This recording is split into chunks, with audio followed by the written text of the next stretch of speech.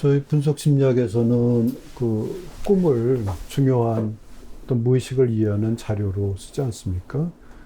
그런 걸 통해서 저희가 이제 분석을 받으면서 무의식이 어떻게 실제적으로 작용하는지, 또 우리의 의식보다도 얼마나 더 좀 그 지혜가 있고 통찰력이 있는 어떤 그런 메시지를 꿈을 통해서 전해주는지, 그런 것을 꿈의 속을 통해서 경험하면서 거기에서 자신의 어떤 의식에 제한되어 있는 마음에서 좀 더 넓어지는 자기 자신에 대한 이해와 무의식에 대한 신뢰, 이러한 것들이 우리가 자아 중심에서 좀 더 자기 중심으로 삶이나 자신이 살아가는 어떤 중심이 변해가는 이제 그러한 경험을 하게 되는데, 선생님은 이제 오랜 시간 동안 본인의 꿈도 보시고 또 분석가로서 그 피분석자들의 이제 꿈을 보시면서 이 꿈이 가지고 있는 치유적인 측면, 또 저희가 분석 심리학에서 얘기하는 어떤 초월적인 기능이라고 그러는데, 그걸 통해서 우리가 의식에 매여 있었던 어떤 정신에서 좀 더 다른 시각을 가지게 되고 그것을 통합함으로써 자기 인격이 더 성장하게 되는 이제 그런 경험을 함께 해오시면서 꿈과 무의식의 관계에 대해서 좀 더 자세히 얘기해 주실 수 좀 있을까요? 예, 그 지금 불교 얘기를 이제 하면서 꿈 얘기인데, 선불교에서는 아마 꿈을 별로 중요시하지 않죠. 예. 그 허상이라고 보는 거 아닙니까? 뭐 어떤 거예요? 선불교에서는 뭐 꿈이 없는 상태가 이제 그 좋은 상태고. 네, 그렇죠? 네, 네. 하여튼 이제 꿈이라는 것이 꿈뿐만 아니라 모든 것들을 하나의 이제 좀 이미지. 환상, 이미지로 이미지 보니까 자체를 예, 예. 뭐 부처님조차 이제 없애야 된다. 네, 네. 그러니까 그래도 꿈을 보는 이유는 그게 효과가 있으니까, 치료 효과가. 그래서 시작을 한 거죠. 뭐 시작은 뭐 오래됐죠. 꿈을 치료에 응용하기는 고대그리스부터 시작이 됐으니까 뭐 그 얘기하자면 제한이 없고요. 저 자신은 그 분석을 이제 처음 받으러 스위스에 갔을 때, 처음 분석가는 이제 연구소 소장이신데, 프란츠 리크린이라고 융 집안하고 이제 친척볼 되는 분이죠. 그래서 동양 선 굉장히 좋아해요. 선선. 그래서 선 흉내도 가끔 냈습니다. 분석하면서 꽉 소리도 지르고 눈을 부라리기도 하고. 그래서 이제 저는 도시 내향적인 사람이라 처음에 위축돼가지고 혼나고 조그매져가지고 뭘 잘못했나. 근데 무의식을 보더니 뭐 소리를 지르니까 이게 뭐가 잘못된 게 들어가 있는 게 틀림없는데 뭔지 잘 모르겠고. 아주 고민. 그게 바로 그림자라는 거겠죠. 이제 열등 아닌 격, 무의식에 있는. 근데 그때는 몰라서, 처음엔 몰랐어요. 그래서 이 사람은 왜 이렇게 야단을 치는 거야? 이렇게 생각을 하고 이제 무서워했어요. 눈은 파랗고 머리는 블론드고 할아버지인데 저를 이제 뭐 다루듯이라고 그럴까? 뭐 토끼 다루듯이 한다고 느껴서. 그러다가 차츰 이제 말이 조금 통하고 뭐 이제 그러니까 얘기가 좀 되고요. 또 뭐 질문도 가끔 뭐 모르는 건데 왜 무의식을 뭐 나누느냐 그런 얘기도 하고, 이제 꿈 가지고도 내가 다 아는 건데 뭘 그 뭐 무의식이 어디 있냐. 꿈에 대해서 많은 회의를 가졌죠.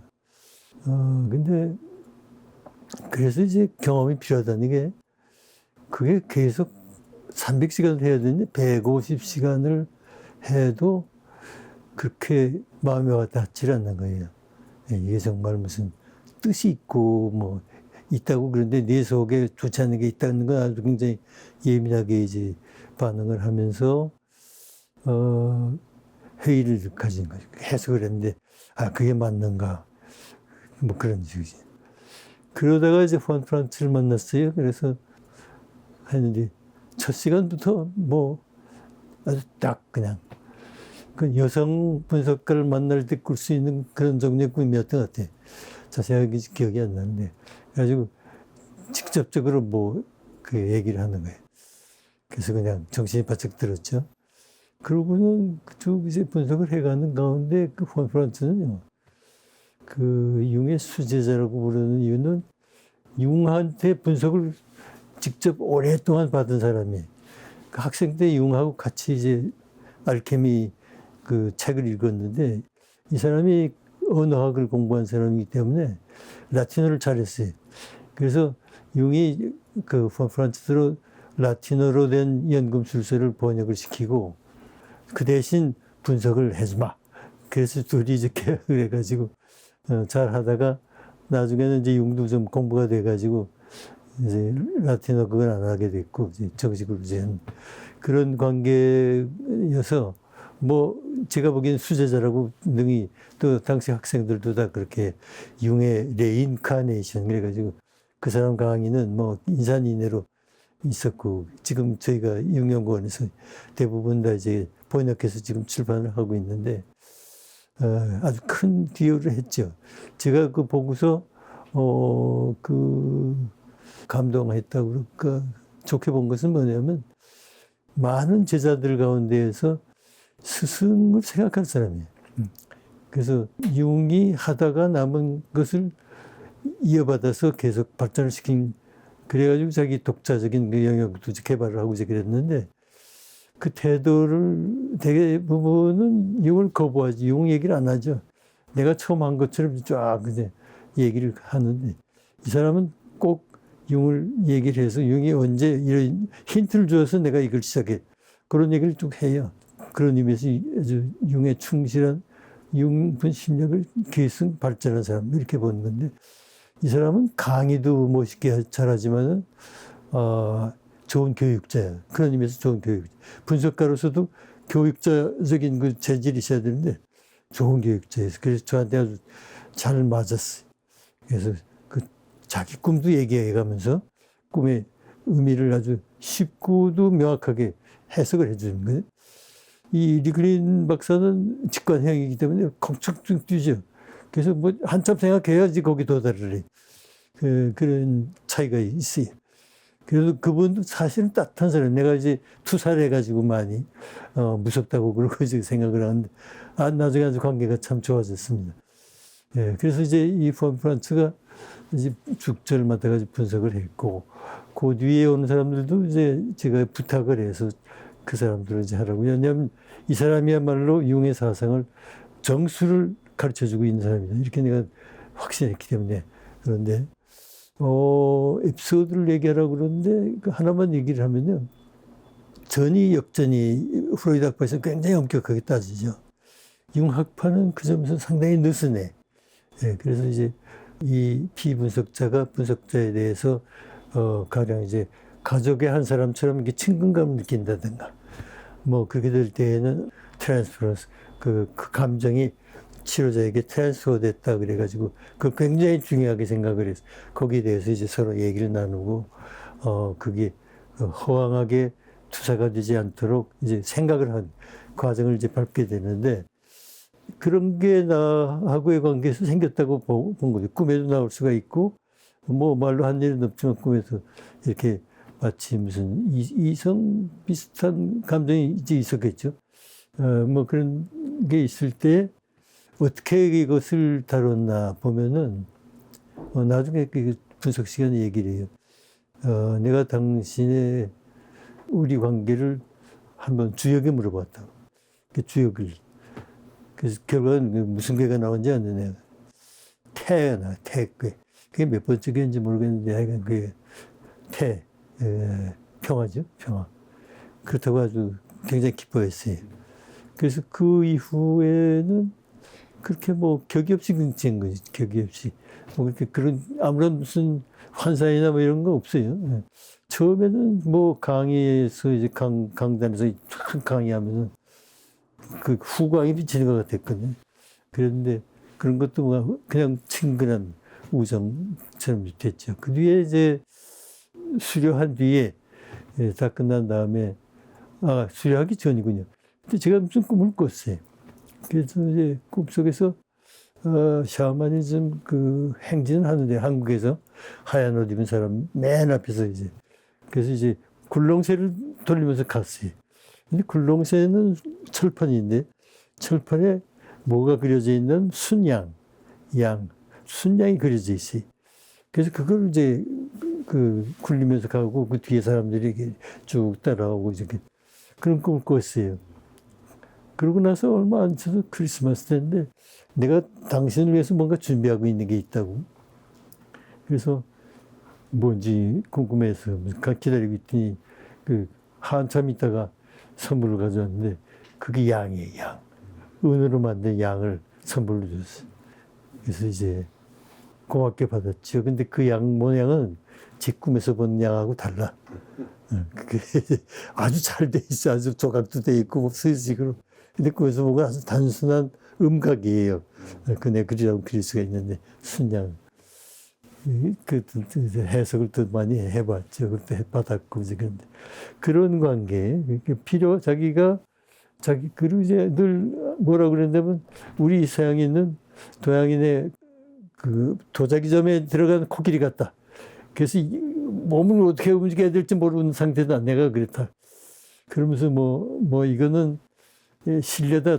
우리나라에서는 이런 거 신뢰다. 이렇게 얘기하면 그것도 꼭 지켰어요. 편지 쓰는데 6필로 써야지 타입 치는 건 신뢰다. 내가 그랬더니 그게 한국의 전통인 줄 알고 그대로 했는데 나중엔 파킨슨 때문에 제대로 못 썼죠. 그렇게 이제 우정이라고 할까 그런 관계를 유지할 수 있는 게 이제 융합과의 분석가하고 비분석자의 관계가 됐던 거죠. 그래서 그 뒤에 이제 가끔 수료한 뒤에도 가서 제가 꿈을 이제 얘기하고 내 생각과 그 얘기를 해보면은 분석가가 된 뒤에도 이제 그렇게 지도가 필요하다는 걸 느낀 게 내 꿈은 객관적으로 보지 못하잖아요. 그래서 내 식대로 생각을 해서 얘기를 하면 전혀 다르게 각도에서. 그러니까 이제 꿈을 주관 단계라는 말이 있는데 내 안에 있는 것은 내 안에 있는 것으로 밖에 있는 현실과 관계가 아니고 내 안에 있는 것으로 이제 보는 그런 쪽으로 항상 이제 돌려놓는 거예요. 그래서 많이 그 방향을 융분석의 이제 방향을 그분을 통해서 바로 잡으면서 지내왔다고 할 수 있죠. 그래서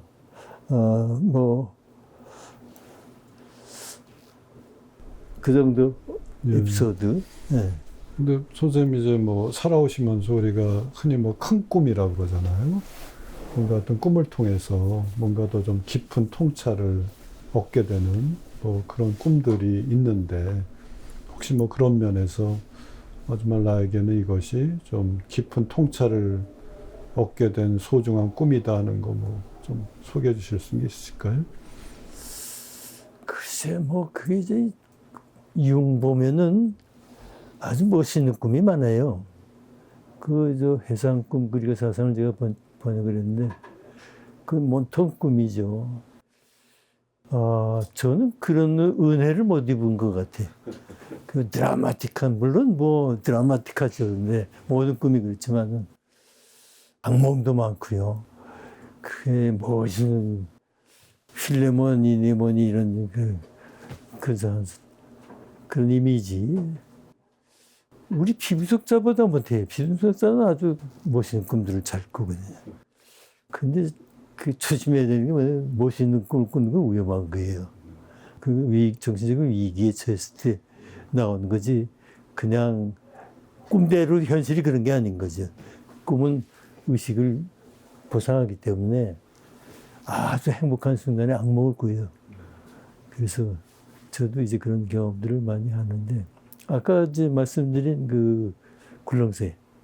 저는 그게 뭔가 내가 한국에 돌아가서 해야 될 일, 그런 거라고 생각을 했어요. 이제 샤머니즘을 계속해서 좀 추적을 해야 되는 거고, 그게 샤머니즘의 불학제에서 이제 행진하는 그런 꿈이었기 때문에. 그리고는 이제 인상적인 것 중에 하나가, 제가 이제 유럽에 갈 때 가톨릭으로 개정이 아니라 교회를 잘 안 나가다가 가톨릭으로 또 형님이 강력하게 추천을 해가지고, 그 당시만 해도 형님은 열렬한 가톨릭 신자였거든요. 62년도. 물론 이제 또 불교학자로서 이제 불교 계통에 여러 가지 영향을 주고 있었지만은, 그래서 이제 가톨릭 페르소나를 가지고 갔는데, 사실 그것도 그래요. 저희 할머니는 어째서 개순교를 일찍부터 해서 우리로 하여금 제사니 뭐니 이런 전통에서 완전히 단절되게 만들었을까? 나중 생각에 단절이라는 생각을 했죠. 근데 하루 이제 폰프런트 꿈을 보더니 아, 내가 이제야 이해를 하겠다. 당신이 왜 기독교인이 됐는지. 제가 꿈을 꿨거든요. 꿈에 교회 십자가 천탑 있는 교회 우리나라에 많지 않습니까? 그런 꿈을 꾸었다고요. 그러니까 이거 무의식에는 이런 그 그리스도의 이념이 네 속에 있는구나. 그러니까 그게 통할 수 있는 거다. 그렇게 이제 파악을 하신 것 같아요. 그래서 나도 이제 나중엔 좀 그러니까 아크타입 크리스찬이티의 아크타입을 가진 사람은 그쪽으로 뭐 이렇게 하는 거고 불교로 돼 있는 사람은 그렇게 불교가 되는 거고 그 뭐 표현하는 방법이나 이런 건 그렇지만 목표는 다 한결같은 것이다 이렇게 보는데 근데 이제 그 꿈을 자신의 꿈이라든지 그 다른 사람의 꿈을 보다 보면 상당히 많이 회의에 빠질 때도 있죠. 어떤 꿈은 도저히 이해할 수 없는 꿈이 있죠. 자기 꿈은 더군다나 잘 몰라요. 그래서 제3자가 얘기를 해주면 정말 더 고마운 일이죠. 잘 그 파악을 해요. 객관적으로 보니까. 그래서 이제 그렇게 경험을 해오고 있는데 꿈 얘기는 이거 하면 좀 길게 얘기를 해야 되겠지만 뭐 여기서 이제 그렇게 할 수는 없는데 회의를 가지는 게 정상이에요. 꿈에 대해서. 꿈에 의미가 있다 처음부터 그렇게 깨닫는 사람 아무도 없어요. 또 그렇게 깨닫지 않는 게 좋을 수도 있어요. 회의를 느끼면서 또 자꾸 찾아보면서 그러다가 이것 뜻이 이런 게 있구나. 찾아지는 거죠. 피분석자는 마찬가지입니다. 처음에 난 이게 뭔지 모르겠다 이렇게 시작을 해야지 이거 맞아. 이거 내가 배운 거 이거다. 그러면 틀리는 거예요. 그래서 정말 신중하게 꿈을 들여다봐야 되는데 그래서 이제 그래도 꿈을 이제 하다 보면 뜻이 나와요. 뜻이. 마치 샘에서 뜻이 나오듯이 뜻이 떠오르게 되죠. 예. 때로는 꿈에서 끝난 다음에 걸어가면서 생각이 나서 이게 이런 뜻인데 이렇게 느끼는 때도 있죠. 그만큼 꿈의 뜻은 오묘하고 깊이 숨어 있어요. 그래서 그걸 찾아내는 방법이 이용의 방법이 이제 있죠. 꿈 해석의 방법. 그래서 개발한 방법인데 프로이드가 등하고 다르게 했는데 내가 보기엔 그게 여전히 가치가 있다고 봐요. 계승해야 될 가치가 있어요. 두 가지 단계인데 하나는 객관적인 현실하고 관계에서 꿈을 보는 거예요. 내가 어저께 누구를 만났고 뭐라 그래. 그래서 이 꿈이 이렇게 할 수가 있는 꿈이 있죠. 동시에 이게 모두 상징적으로 그 사람 속에 나오는 거죠. 그 사람. 친구로 나오고 뭐로 나오고 다 나오더라도 그건 다 상징이죠. 상징. 그러니까 상징적으로 이해를 해야지 살아있는 구체적인 사람이라고 네가 어저께 나한테 와서 뭐라고 항의했어. 그건 원시인들이나 하는 얘기거든. 그래서 이제 그걸 알아야 되고 조심해야 되고 그만큼 이제 선입견이 안 들어가게끔 하면서 꿈을 보면 하는데 제 지로는 가장 우리가 꿈을 해석해서 얻을 수 있는 방법은 꿈에서 나오는 것이 전부 내 안에 있다고 생각합니다. 그게 어제 누굴 만나서 꿈이 보이더라도 다 내 안에 있는 상징이다. 그래서 상징적인 의미를 생각해서 그게 내 안에. 그러면 그걸 의식화해야 된다. 의식화. 네. 의식화를 해야 되는데 여기서 이제 아까 말씀드리다가 끝난 이제 그림자 얘기가 그림자의 의식화는 그럼 어떻게 하는데 그림자라는 건 열등한 인격이라고 내가 얘기할 수 있는데 무의식에 있는 내가 모르지만 내가 가지고 있죠. 그러면 그게 보통 투사가 돼서 밖에서 보죠. 내 친구가 나를 괴롭혀요. 내 친구 혹은 내 동료가 혹은 뭐 내 친지가 뭐 나에 대해서 험담을 해. 그래서 좋지 않은 얘기를 붙들고 다닌다. 그런 얘기를 제3자의 귀를 통해서 들어. 그럼 내가 기분이 나쁘죠. 네, 많이 나쁘죠. 그래서 이제 가서 야단을 쳐줄까, 뭐 혹은 부를까, 뭐 여러 가지 고민을 하게 되죠. 그럴 적에 잘 생각해 보니까 내 안에도 그와 같은 그 사람이 좀 사기성이 있다고 그러면 사기성 그런 게 내 안에도 있구나 하는 걸 어느 날 깨닫게 됩니다. 이게 의식화 중에 하나죠. 예. 아마 불교에서도 그것까지 할 것 같아요. 깨닫는데 그러면 그 순간 짐이 많이 풀어지죠. 화나고 뭐하고 이렇게 할까 대책 이런 거 다 쓸데없는 거다 이거죠. 허황한 내 안에 있는 걸 투사해서 그 사람 그러니까 이걸 걷어들이는 그런 이제 작업을 이제 하네. 그런데 거기서 끝나면 그 그림자는 그냥 있잖아요. 무의식에. 의식화가 안 되거든. 그걸 끌어다가 의식으로 만들어버려야 되는데 그 과정이 보통이 아니거든. 그러려면 그런 걸 받아들여야 되잖아요. 내가 그걸 받아들여야죠. 살린다고 얘기하죠. 그래서 그걸 경우에 따라서는 실천해. 가령 사기꾼이 내가 사기를 쳐. 극단적으로. 큰일 나죠.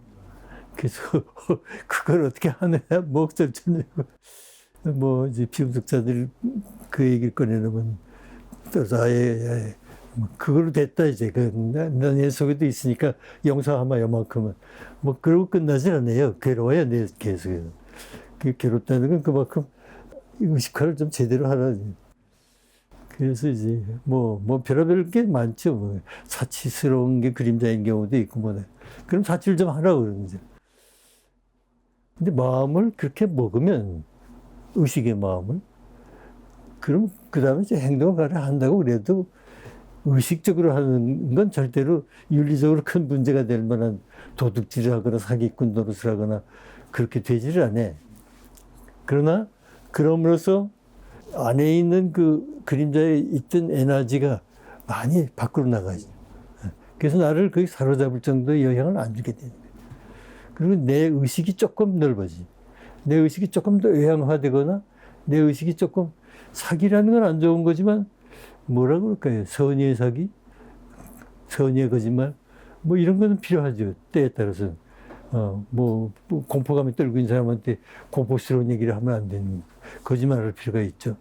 그러니까 뭐 도덕 규율에 있는 걸 그대로 따라가려고 그러면 사람 참 답답해져요. 예. 그리고 견딜 수 없어요, 인간은. 예. 그래서 이제 문제가 많이 생기지 않습니까? 우리는 사람을 건강하게 만드는 치료를 하는 거기 때문에 너무 그렇게 그런데 이제 규범에 매달리지 않도록 그야말로 에고의 집착이죠. 그걸 이제 해서 한 걸음 더 나가서 의식으로 화하게 한, 동화시키는 작업. 그러면 이제 어떤 그 피분석자가 나가서 자기의 그림자, 사치스러운 그림자를 살리기 위해서 백화점에서 비싼 거 산다 이 말이죠. 기분이 대단히 좋아지고 돌아오거든. 그 사람이 계속해서 그걸 눌러, 그거 좋은 거 아니니까 눌러라도 근검절하게. 그러고서 살면은 아마 어느 날 우울해질 거예요. 그래서, 근데 그런 판단을 어떻게 하느냐. 이게 일반 룰에 따라서 하질 않아. 그 점도 또 종교적인 수행하고 다른 점이라고 보는데, 그 룰에 따라서 하는 게 아니고, 개별적으로 꿈에 나오는 걸 보면서 이제 하는 거죠. 그 사람에게 맞게, 언제나. 그렇기 때문에 개인 중심주의, 융합파의 치료는 그 집단에서 하는 게, 그 종교적인 그 수행은 대개 집단에서 하지 않습니까? 그래도 물론 개인적으로 할 수 있는데, 그런 조금 차이라고 그러면 차이, 방법의 차이가지. 융은 정신치료를 개인 중심, 개인에게 맞게, 개인의 전체를 만들어줘. 그건 그 사람 속에 있어, 그 사람 속에. 모든 일세는. 그거는 꿈을 통해서 알 수가 있다. 그래서 꿈을 보는. 거기 그 트레이닝을 오래 해야만, 그걸 이제 어느 정도 자리입해서 해석을 할 수 있기 때문에 이제 오래 하는 거죠. 그러니까 경험이 없이 하면은 실수를 많이 하게 되겠죠. 그래도. 네. 2025년 이런 시대에 꿈에 대해서 이렇게 관심을 가지고 오랜 시간 동안 꿈을 다루고 그런 것이 조금 일반인들한테는 좀 기이하게 느껴질 수도 있을 것 같습니다. 사실은 저희가 뭐 꿈을 보는 것이 아니라 무의식에 귀를 기울이는 거라는 것을, 그러니까 우리 어떤 자의식을 넘어서는 자신의 정신에 있는, 또 우리가 이제 경험적으로 더 지혜롭고 더 많은 통찰을 가지고 있는 어떤 정신 세계가 나의 어떤 의식의 토대이고 나의 토대라는 것을 실제적으로 경험할 수 있는 가장 어떻게 보면은 좀 실제적이고 또 이제 체험적으로 경험할 수 있는 방법이 거기 때문에 분석 심리학에서 꿈 해석을 중요시 여기는 거지, 꿈 자체에 대해서 뭐를 관심을 갖는 거라기보다는 그것을 통해서 우리가 무의식을 만나고 더 자신의 어떤 의식에 제한되어 있는 인격에서 더 큰 인격으로 변할 수 있는 가장 구체적이고 실제적인 방법이다. 이렇게 좀 이해하면 되겠습니까? 네, 그렇죠. 무의식을 보는 방법은 여러 가지 있어요. 꿈도 있고, 또 융이 개발한 액티브 이미지네이션. 그게 이제 무의식 보는 거 아닙니까? 뭐, 그 이제 불교 수행하고 상당히 비슷한 건데. 또 뭐 그림을 그리게 한다든가, 또 음악, 무용 모든 면에서 무의식 표현이 많죠. 그런데 그 가운데서도 꿈을 택하는 이유는, 꿈은 내가 그 할 수 없이 꾼 거예요. 내 의식이 가미된 게 하나도 없어요. 근데 다른 것들, 그림을 그린다든가 하는 건, 이건 의식과 무의식의 합동작용. 또, 액티브 이미지네이션도 마찬가지. 그렇게 보고 이제 봐야 되기 때문에 비교적 순수하게 무의식을 표현하고 있는 건 꿈이다, 이렇게 보는. 그래서 실제로 해보면 꿈이 가르쳐 주는 게 참 많아요. 그러니까 의식 수준에서 할 수 있는 거를 넘어서 굉장히 많이 미래지향적으로 앞으로 이제 어떤 방향으로 또 현실에 대한 판단도 꿈이 아주 명확하게 상징적으로 표현하고 있거든요. 그러니까 상징을 동원을 하면 이해가 되는데 그걸 꿈에 있는 것을 현실의 어떤 구체적인 사항과 연결시키면 절대로 우리가 그 속을 뜻을 이해할 수가 없어요. 그래서 그건 선해죠. 제가 보기에는 여전히 꿈은 뭐 중요시해도 남음이 없다 이렇게 생각을 하는데, 다만 어떤 경우가 있을 수 있느냐면은 꿈은 뭐든지 다 뜻이 있다 이렇게 생각하는 거. 그 개꿈도 있어요. 그 정말 무슨 뭐 쓸데없는 꿈도 있다고 봐야 되고, 또 생리적인 꿈도 있고, 또 무슨 충격을 받은 뒤에 나온 꿈, 뭐 그런 건 별 큰 뜻이, 주관적인 뜻이 없다고 보는 거니까 그런 걸 구별을 하면서 봐야 되는 거지. 그렇지. 뭐 나 오늘 꿈 좀 꾸고 근데 그거 보고서 결정을 할게, 그렇게까지 할 필요가 있겠나, 나는 그렇게 생각을 하는데, 그것조차도 그렇게 하는 개인의 그 본성에 쫓아서 한다면 뭐라고 할 필요는 없어요. 왜냐하면 세상에는 예시적인 꿈을 잘 꾸는 사람이 있어요. 분명히. 내 경험의 오랜 경험을 통해서 볼 때는, 그래서 미래를 보는 꿈을 잘 꾼 거예요. 근데 그건 줄 모르고 꾸는 경우가 꽤 있죠. 한데 그걸 잘 알고 있는 사람도 있고, 그런 사람들은 그게 옳죠. 그러니까 융 같은 사람은 그 꿈을 어떤 지침으로 잡아가지고 거기에 나오는 메시지에 따라서 내가 내 관점도 바꾸고 행동도 바꾸고 이렇게, 뭐 그거 인정할 수가 있어요. 그 사람에게는 인정이 돼요. 하지만 그렇게 돼 있지 않은 구조하게 돼 있지 않는 경우에 그렇게 하는 건 그건 이미테이션, 이미타치어용이지. 그래서 이제 개별적으로 이제 볼 필요가 있다. 결국 이제 종교라는 것은 이제 죽음의 문제가 있기 때문에 어떻게 보면 생긴 것이라고 할 수도 있지 않겠습니까?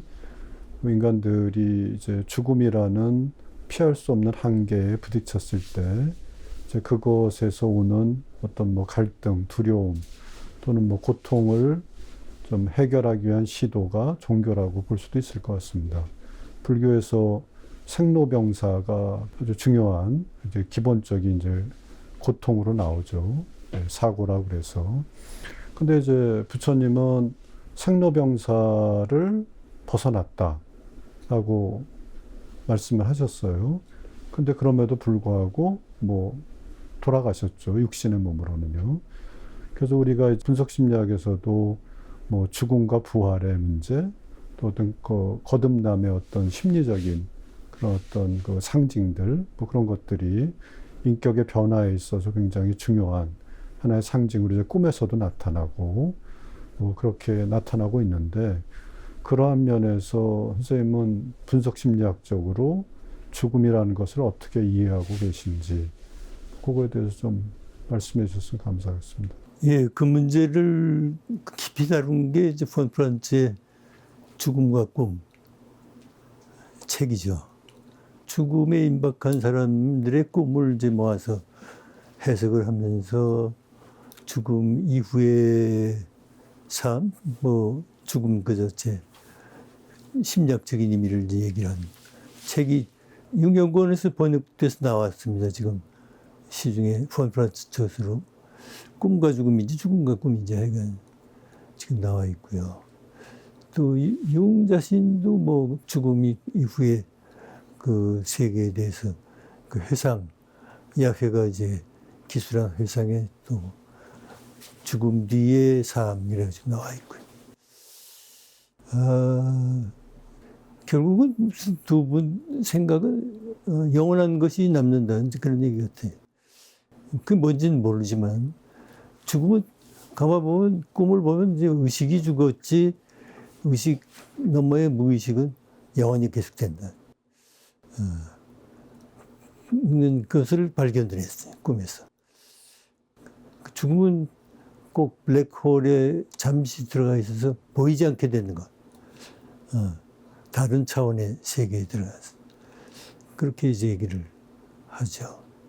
그리고 이제 죽은 사람은 때때로 산 사람의 꿈에 나타나서 산 사람하고 이제 의사소통을 한다. 는 것이 또 꿈을 통해서 이제 꿈의 연구를 통해서 발견이 된다. 같은 얘기하면서 그런 결론들인데 저는 뭐 매일매일 그 생각이죠. 이제 죽음이라는 것이 뭐 현실적인 문제로 나와 있으니까 저는 우스갯소리로 그러는데 나는 대기줄하고 언제든지 부르면 가야 되는 거예요. 언제 부를지 모르고 그걸 알면 좋은데 모르죠. 그렇다고 제가 좌우명을 군대 갔을 때 가졌던 게 하나 있는데 아직도 그게 뭐 생각이 갖고 났는데 영원히 살 것처럼 공부하라. 내일 죽을 것처럼 살라. 이게 벤자민 프랭클린의 말이라고 그래요. 그 군대에 있을 때 나 그걸 그 조그만 유인물에서 보고서 위로를 받았어요. 아, 그래서 사는 거 영원히. 언제 죽을지 거기도 군대도 후방이지만 언제 또 끌려갈지, 앞으로 갈지도 모르고. 전쟁은 안 끝나고. 그럴 때 이제, 근데 내일 죽을 것처럼 사는 것처럼 어려운 건 없을 것 같거든요. 아마 불교에서 그 해답이 있는지. 그래서 관심이 많은데 아직 뭐 이렇게 이론적으로 뭐라고 영원하다 마다 이런 얘기를 뭐 하게 되질 않아요. 여러 가지로 지금 합리화를 하는 중입니다. 뭐라고 설명을 해야 되나. 가까이에서 이렇게 느끼는 사람들을 볼 때에는 죽음이라는 건 결국 삶에 대한 집착을 강화시키는 거예요. 죽음이 있기 때문에. 그래서 삶을 빼고 죽음 생각할 수가 없어요. 그런 걸 느끼죠. 그러니까 삶을 얼마나 충실히 살았느냐에 따라서 죽음이 덜 무섭고 뭐 받아들일 수 있고 뭐 혹은 영원인지 아닌지는 그건 알 수가 없는 거고. 그래서 남들이 얘기하는 걸 조금 봐요. 그래서 두 가지. 난 뭐 어릴 때부터 죽음 가까이 자주 있었으니까 군대 갔을 때도 죽음을 생각을 했고 또 아파서 뭐 수술 받았을 때 뭐 아주 늦게는 유년신학원에 초청받아서 갔는데 아파가지고 간암 진단을 받은 일이 있어요. 그래서 아 이젠 죽는구나. 그래 그때도 꿈을 열심히 봤죠. 근데 그야말로 무의식인 끔찍도 아니에요. 뭐 종언을 얘기하는 내용이 없어. 아 그래서 풀무가 나왔는데 하여간 뭐 그런. 그래도 뭘 경험을 했냐면 그 가짜 죽음의 경험이지만 그 진짜죠. 그때는 그 진단을 이렇게 내렸으니까. 근데 그 오진이었어요. 그래서 이제 회복이 됐는데 그때 내가 느낀 거는 가벼워지는 거야. 막 굉장히 정말로 이 세상에 대한 집착도 아니지만 그런 것들이 다 하찮은 걸로 다 보이는. 전부 다. 그래서 다 캔슬. 뭐 국제학회 무슨 뭐 이런 거 뭐 정년퇴임 직전이었는데 뭐 석학을 초청한 그따가 쓸데없는 소리고 뭐 이런 식으로 전부. 그랬더니 마음이 굉장히 가벼워지고 근데 몸도 가벼워졌어요. 왜냐면 밥을 못 먹으니까. 그래서 몸과 마음이 기체가 되는 거예요. 이야, 그게 마음이 가벼워졌구만. 그리고 이제 친구들 불러다가 또 다 작별이 비슷하게 내가 지금 이렇게 됐으니 너희들하고도 멀지 않아 떠나야 되겠다. 아주 심각하게 얘기를 했죠. 그래도 이제 그 중에 한 사람이 아니라고, 그 내가 보기에는 그게 아니라고 그랬는데 그 사람 맞았어. 하여간 그런 경험 등 죽음을 상상하는 그런 마음이 있고 아직도 상상하고 있는데 한두 가지 에피소드 있어요. 하나는 킬시라는 사람이 있어요. 토마스 킬시. 국제학회 분석심리학회 회장도 했고 그 사람이 테이프를 하나 보내줬어요. 그래서 들어보니까 머레이 슈타인이라고 제가 아는 지인, 미국 사람 분석가인데 다 국제학회 회장 해가지고 내가 이제 국제학회 가입시킬 때 도움을 많이 준 분들이죠. 그 이제 킬시라는 사람이 특히 이제 한국 좋아하고 그랬는데 그 보내줬어요. 그래서 내용이 뭐냐면 어릴 때부터 융을 만났던 그 비디오 테이프 쭉 그래서 엮어가지고 지금 연구원에 있습니다. 그 맨 마지막 장면이 참 마지막에는 그 연구시 융의 이제 집을 떠나가지고 긴 그 나무가 양쪽에 있는 긴 길을 둘이서 가는데 킬시하고 머레이 슈타인은 목사예요. 그래서 같이 이렇게 고기를 쫙 가는 걸로 끝이 나거든요. 죽음을 생각하겠어요. 그 전에 인터뷰할 때 무슨 얘기를 물어봤냐면 머레이 슈타인이 물어봤죠. 죽음을 어떻게 생각한다고. 그랬더니 좀 생각을 해보더니 nothing. 그래서 내가 놀랐어요. 아니 융 분석가면 nothing이라는 말을 어떻게 저렇게 함부로 하나. 그랬더니 확신이 있는 얘기. nothing.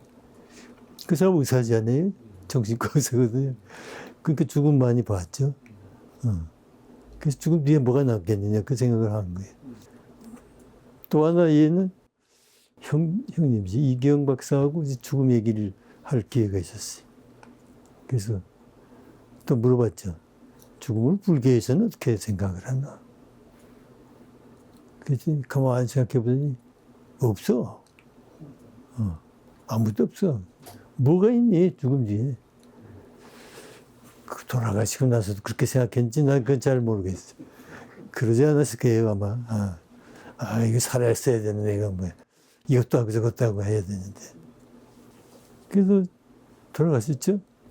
나싱이라고 했던 데를 돌아가셨는데 가신 지 한 2주일쯤 돼서 내가 꿈을 꿔요.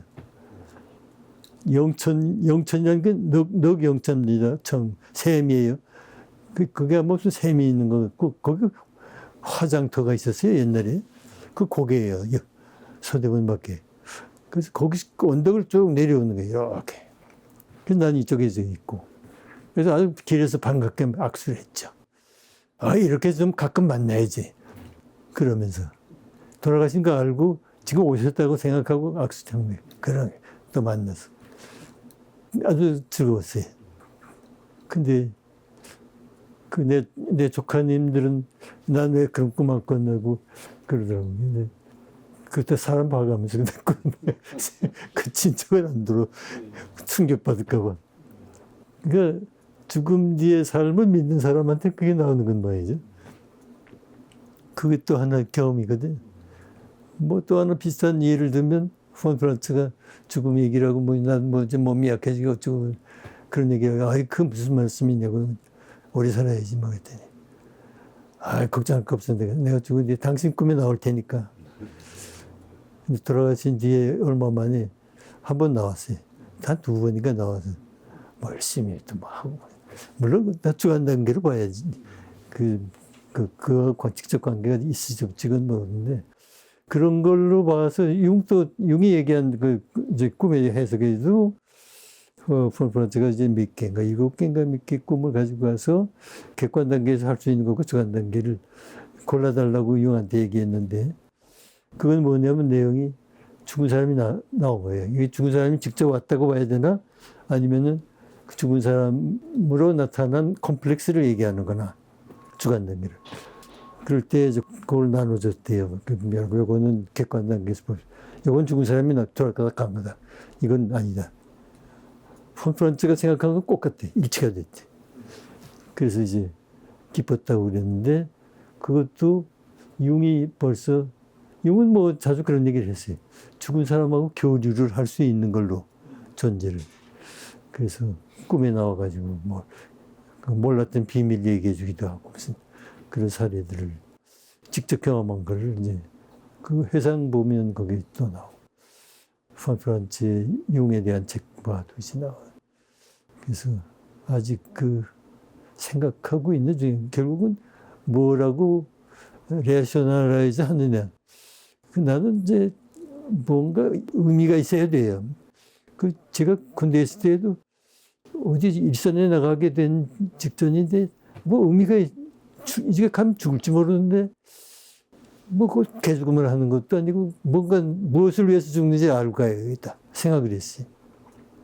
그런데 아무리 생각해도 적당한 말이 없어. 자유를 위해서, 뭐 마음에 닿지 않냐. 민주주의, 그건 뭐 거리가 뭔지도 모르겠고. 그러다가 이제 막 찾다가 가족 그랬더니, 그게 가슴에 한 거예요. 가족을 위해서 내가 죽는다. 내가 싸우고 죽는다. 가족을 지키기 위해서. 가족이 어디에 있는지도 모르고 살았는지 죽은지도 모르는데 그때 그랬거든요. 그래서 가족을 위해서. 그랬더니 마음이 안정이 돼. 그래서 인간은 의미가 있어야 사는구나. 뭐 다른 인간도 그런지 모르지만. 예. 결국 우리는 생명현상, 이 몸의 이 생명현상이 유지되다가 저게 끝나는 거는 분명하죠. 그래서 이제 그거는 누구도 피할 수 없는 뭐 그러한 어떤 엄연한 사실인데, 그러면은 이제 우리가 그랬을 때에 그것을 그냥 어떻게 보면 편안한 마음으로 사실로서 받아들이느냐, 그거를 굉장히 두려워하고 피하려 하고 하느냐는 어떤 태도의 문제라고 생각을 할 수가 있고, 그런 어떤 태도의 차이는 이 몸과 자신을 동일시를 얼마나 하느냐 하는 거에 어떤 심리적인 태도하고 관계가 있으리라고 생각을 합니다. 그래서 이제 폰프란츠가 쓰신 그 어떤 죽음에 대한 책에서도 보면은 사람들의 꿈에서 죽음이 끝이 아니다 하는 어떤 그런 거를 암시하는 뭐 꿈들도 좀 있고, 그런데 뭐 그것도 어떻게 보면 저희가 가지고 있는 어떤 소망이 그렇게 표현된 거라고 할 수도 있겠지만은, 그거는 이제 미지의 영역이고, 결국은 불교에서는 생로병사의 문제를 해결한다는 것이 생로병사의 문제를 해결하는 것이 아니라, 나라는 것이 생겨나고 나라는 어떤 그 집착이나 개념이 있기 때문에 거기에서 늙고 병들고 죽는다는 어떤 생각, 인식이 생기는 거라고 보고 있는 것 같고, 그래서 결국은 그런 육체, 정신과 그의 동일시로서의 나라는 것에서 벗어나게 되면은 결국은 생로병사와는 무관해지는 것이다. 이렇게 좀 해석을 할 수도 있겠습니다. 우리가 그 분석심리학에서 얘기하는 뭐 자기 실현, 자기를 얘기할 때 불교와 이거와 유사한 어떤 개념들이 있는가를 생각해 보면은 그 진여라는 어떤 개념이 상당히 자기의 개념과 가깝게 나타나고 있는 것 같은데, 선생님이 쓰신 논문들에서 뭐 일심에 대해서도 쓰시고, 또 거기에서 뭐 그 대승기신론의 뭐 진여문이나 해탈문, 뭐 그런 그 생멸문, 뭐 그런 거에 대해서도 쓰시고 그러셨던 것 같은데. 네, 뭐 다른 것보다도 나는 그 대승기신론의 진여에 대한 설명이 융이 얘기하는 젤프스트 하고 너무 똑같아서 놀랐어요. 그 원효의 그 주석에도 뭐 나오지만 진요가 타타타라면서 무슨 산스크리트어로 타타타가 있는 그대로라는 뜻이란 말이죠.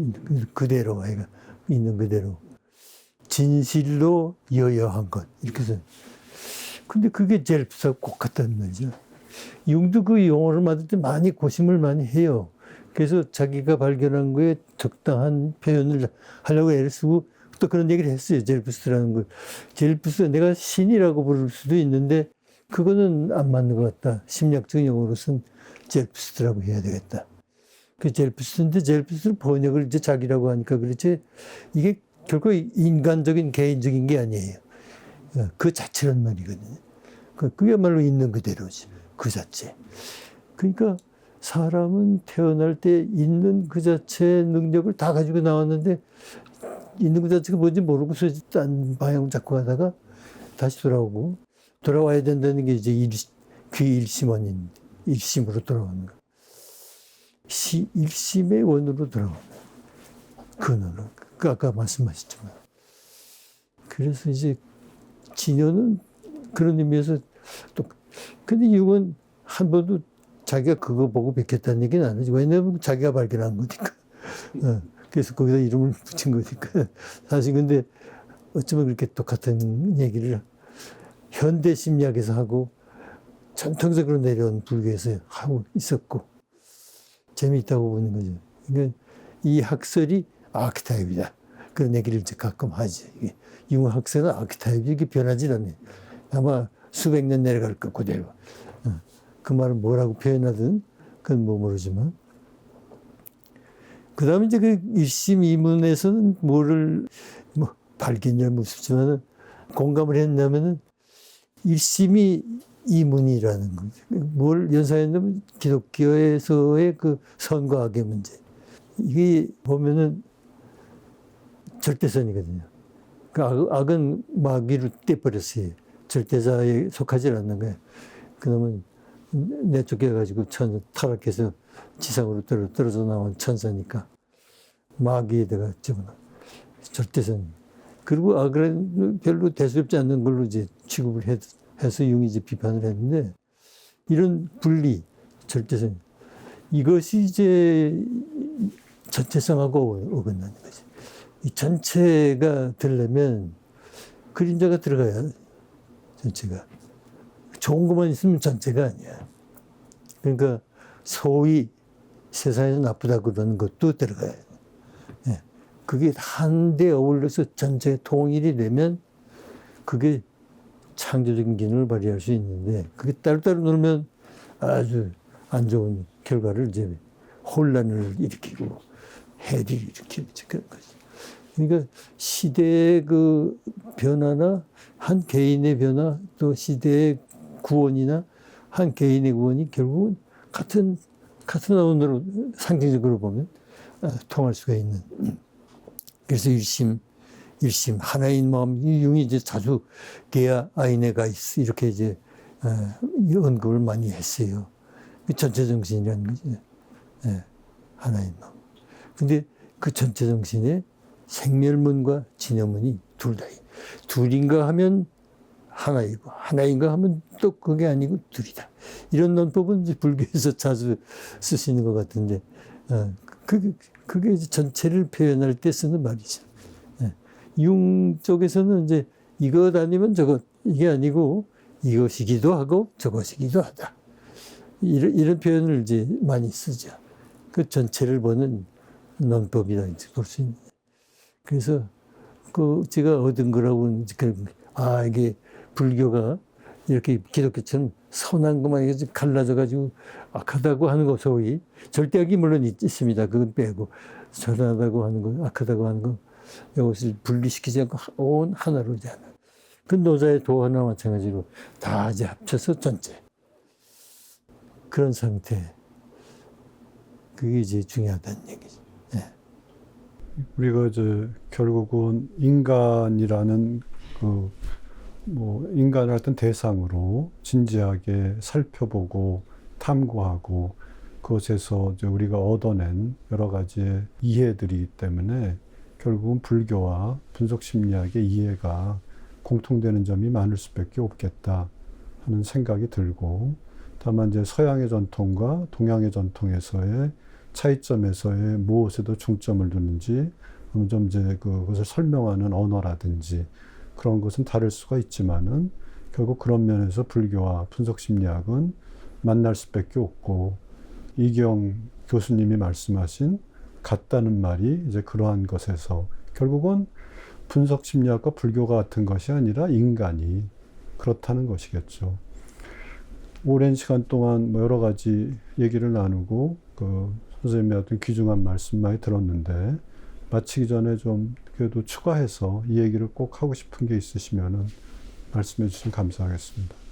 뭐 똑같다는 걸로 이제 결론을 내리면 제일 좋을 것 같은데, 궁극적으로 똑같은, 근데 방법은 다소 다를 수가 있고, 또 강조하는 점이 물론 하나는 종교니까요. 종교에는 의식이 있고 다 집단이 대상이 되죠. 그러나 분석심리학은 이제 개인의 치료를 중심으로 하는 거기 때문에 그 점에서 다른 거고, 또 경험 심리학이니까 이 경험을 통해서 나오는 걸 가지고 하는, 이것도 일종의 자연과학의 토대를 두고 있을 뿐. 그래서 이제 언제나 전체 정신이라고 그럴 때에는 같이 판단을 넣지 않고 보는 거죠. 뭐 이건 옳고 좋은 일이니까 해야 되고 이런 걸 미리 넣으면 전체에서 자꾸 벗어나게 되니까 그걸 빼고 전체를 이제 거기에는 합리적인 것과 비합리적인 게 같이 있어야 되는 거예요. 그래야 전체, 좋다고 하는 것과 나쁘다고 하는 것 같이 있어야 돼요. 그런 이제 그 점에서 전체 정신이라는 점에서 둘은 서로 만나고 있고 앞으로도 계속 만나게 될 것이다. 다만 이제 시대의 변화에 따라서 많은 게 바뀌게 방법론적으로, 그 중에서 이제 하나는 이 가르치는 사람의 권위의 문제가 이제 선불교 같은 데 나올 수가 있고, 뭐냐면 그 스승과 제자 관계인데요. 그것이 이제 용 쪽의 분석가와 비분석자 관계하고 비교를 이제 해보면은, 이 선불교의 스승과 제자 관계는 절대적인, 스승은 절대적인 권위를 가지고 절대적인 신뢰를 바탕으로 모든 대화가 이루어지는, 그렇게 봐야 되겠죠. 융이 그런 얘기를 강조했어요. 이 전통이 동양에는 있는데 서양에 이미 없어진 지 오래됐다. 누가 권위자를 생각을 하냐. 근데 그 말을 우리 현 사회에서 하게 이미 시작이 됐어요. 권위의 파괴, 스승에 대한 권위. 그래서 다 평등한, 대등한 관계. 근데 융학파의 분석은 사실 분석과 비분석자지만 스승-제자 관계가 아니거든요. 예. 근데 이제 우리나라의 그 독특한 그 문화 환경이 있어서 스승의 날이 되면 뭐 꽃화분을 보내는 사람이 있단 말이죠. 그러니까 아직 그 서구화는 다행인지 아닌지 모르겠는데 안 돼 있지. 그러니까 그런 셈이죠. 그러나 진저하님이 서구 사람끼리 하는 분석하고 조금 관계 형성에서는 조금 다른 그런 걸 이제 볼 수가 있고, 또 그걸 우리가 존중을 해야겠죠. 근데 상당히 그러나 민주적이라 그럴까, 대등한 관계. 그래서 치료한다는 사람이 권위를 가지고 이렇게 가르치는 입장이 아니고 함께 찾아가는. 오늘 우리 대화도 사실은 어떻게 진행이 되는지 모르지만 대화가 됐는지 뭐 물어보고 대답하고, 이것도 이제 어떻게 보면 이제 권위적인 것과 아닌 것과 뭐 이런 구분이 되겠는데, 선불교에서 유지하고 있는 그런 진저하님의 권위에 대한 존중과 존경과 숭발, 뭐 이런 것이 언제까지 계속이 될는지, 또 계속 되면 좋을 것 같은데 모르겠어요. 뭐 각자의 무의식이 어떻게 반응을 할지에 따라서 다르겠지. 오늘 하여튼 긴 시간 동안 소중한 말씀 많이 해주셔서 감사하고요. 오늘은 이만 마치겠습니다. 네.